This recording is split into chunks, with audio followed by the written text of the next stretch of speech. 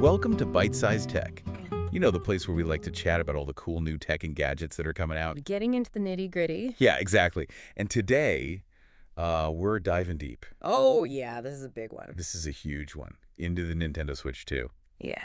So we've got this awesome report from Digital Trends senior gaming editor. What was his name? Giovanni Colantonio. It's Giovanni Colantonio, right? And he actually got to spend some time hands-on with the console. Lucky guy. Yeah, seriously.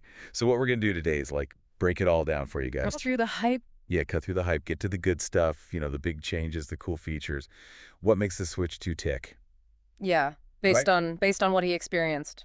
His first impressions. First impressions, Yeah. exactly. So right off the bat, Giovanni was talking about how this is like a real step up in quality. Oh, yeah. Yeah, he used the phrase premium upgrade, so it's not just like, you know, they slapped a new coat of paint on it. This is a serious... This is serious. He's saying it's heftier, it's sleeker than the original Switch.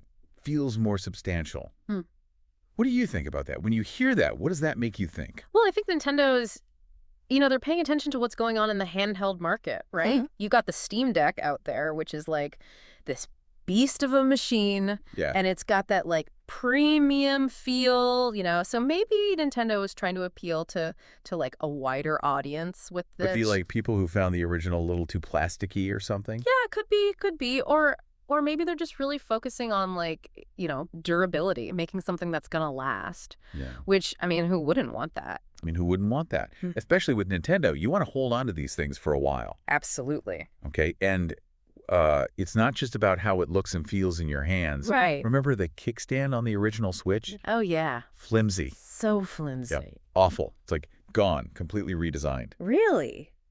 Giovanni says it's sturdy now, can lay almost flat.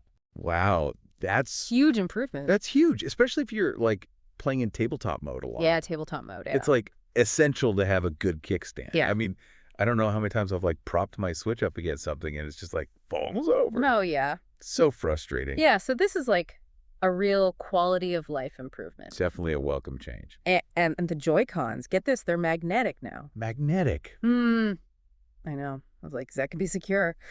But he says they click in nice and tight, no wobble or anything. But you can still detach them easily with the button. I mean, that's some pretty neat engineering, right? Yeah, that's interesting. I wonder if that opens up like possibilities for different kinds of Joy-Cons in the future. Like third-party ones or something. Yeah, or even like modular stuff. Yeah. You know, Nintendo always likes to experiment. Yeah, they do. And one more thing about the design, it's a little bit bigger and heavier. Okay. But that kind of adds to that whole like premium tablet feel. And the joysticks are bigger too. Oh, nice. That's always good. Yeah, that's always good for your hands. Especially for long gaming sessions. Exactly. It's a big difference. Okay, so what about the performance? That's what everyone wants to know, right? Yeah, the good stuff. So Giovanni's saying he was like totally blown away by the tech upgrade, putting it more on par with the Steam Deck. Wow. Yeah, which is a big jump from the original Switch. Like, what kind of games do you think we can expect to see now, and how do you think they'll run? Well, I mean, if it's anything like the Steam Deck, we could be seeing some seriously impressive stuff. Yeah. Like AAA games that we wouldn't have even dreamed of playing on the original Switch. Oh, yeah. Like what? Like more demanding games, graphically intense. Exactly. Things like, you know, I don't know, maybe like a Red Dead Redemption. Or who knows, maybe even like a GTA 6. Like, who knows what's possible now? That would be insane. It would be. It would be a game changer. Okay, and this is really interesting. Metroid Prime 4. Beyond, he heard it might be aiming for like 120 frames per second at 1080p resolution. Wow. That is impressive. He's not totally sure about those numbers, but even if it's not quite that high, he's saying it looks and feels incredible. Really showcases that power jump. Yeah. So even a game that was announced for the old Switch is getting like a huge boost. Yeah, that's a good sign for like, you know, the longevity of the console, right? Right. Like games that maybe were struggling on the old one are going to look amazing on this new one. Yeah, and it's not just the new games. Existing games are getting better too. He specifically mentioned Tears of the Kingdom, saying it's got way better visuals and frame rate. Oh, wow. Even comparing it to like a jailbroken PC version. That jailbroken PC version. So like basically running with no limits.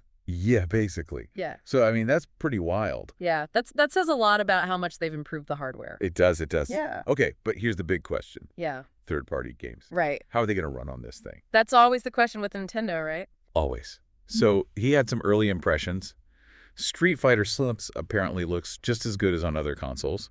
Oh, okay. And Hades 2 runs super smooth with high frame rates. Oh, nice. So the developers are actually taking advantage of the new hardware.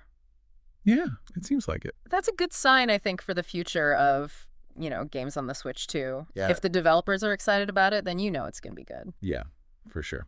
Now, it's not perfect, though. Uh-oh. Cyberpunk 2077, it runs about the same as it does on the Steam Deck. Okay.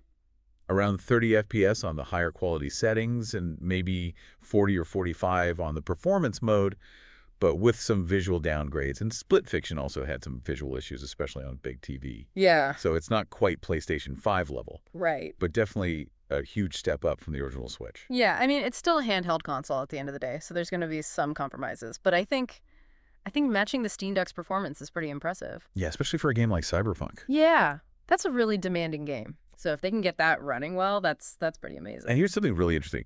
He talked to some developers like the people who made It Takes Two, CD Projekt Red, Firaxis. Big names. Yeah, and they all said that it's way easier to port their games to the Switch 2. Oh, wow. Compared to the original one. Yeah. It's got to be a good sign for the future, right? Yeah, that's huge.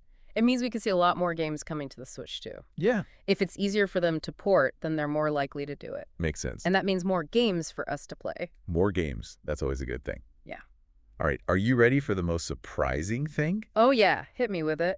The mouse cons. The what? Mouse cons. Mouse cons. Giovanni was super skeptical at first, but he ended up being impressed. Basically, these are like experimental Joy-Cons that you can use by dragging them on a surface. Like a mouse.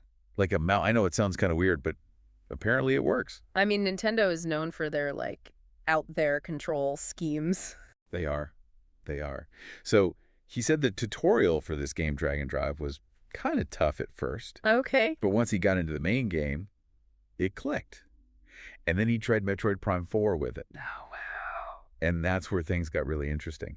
He said aiming with the Joy-Con like a mouse felt super precise. Almost like, using the Wii Remote pointer. Or a real mouse. Or a real mouse. And he could switch back and forth between the mouse control and the regular joysticks, no problem. Yeah.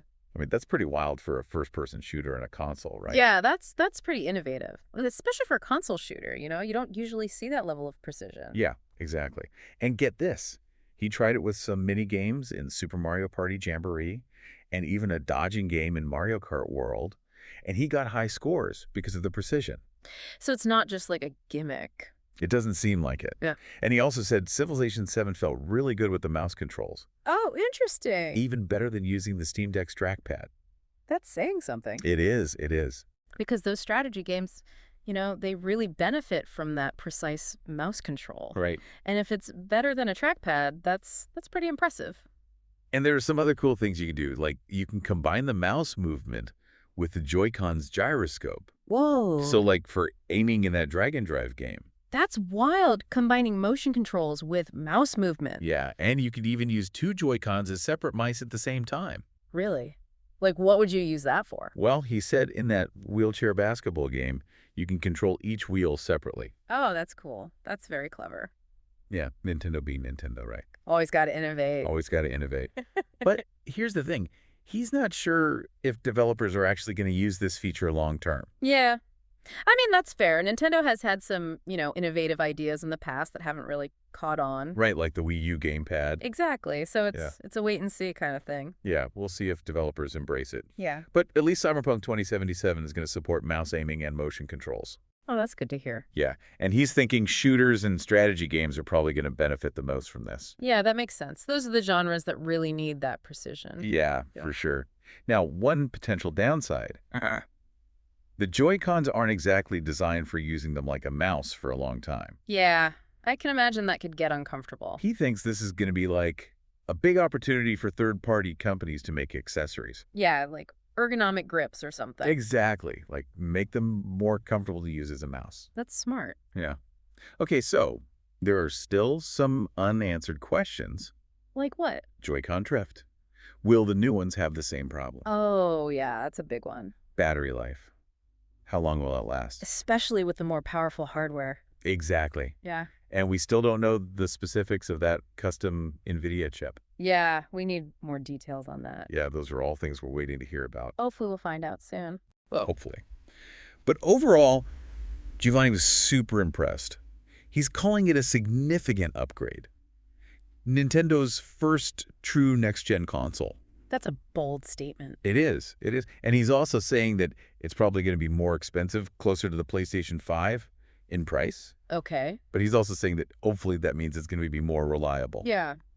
I mean, if you're paying more, you expect it to last. Exactly. You expect it to be well built. Yeah, you want it to last. Well, that's about all we have time for today on this deep dive into the Nintendo Switch 2. It sounds like it's going to be a pretty awesome console. It really does. I'm excited to see what else they reveal about it. I'm really curious about those mouse cons. Like, do you think that's going to be the next big thing in console gaming? It's hard to say, you know. It could be a game changer or it could just be another, quirky Nintendo thing. Yeah, we'll have to wait and see. Thanks for tuning in to Byte-Sized Tech. If you enjoyed the episode, like, comment, share, and subscribe for more fun tech discussions. What do you guys think about the mouse cons? Is this the future of console gaming or just a cool experiment? Let us know in the comments.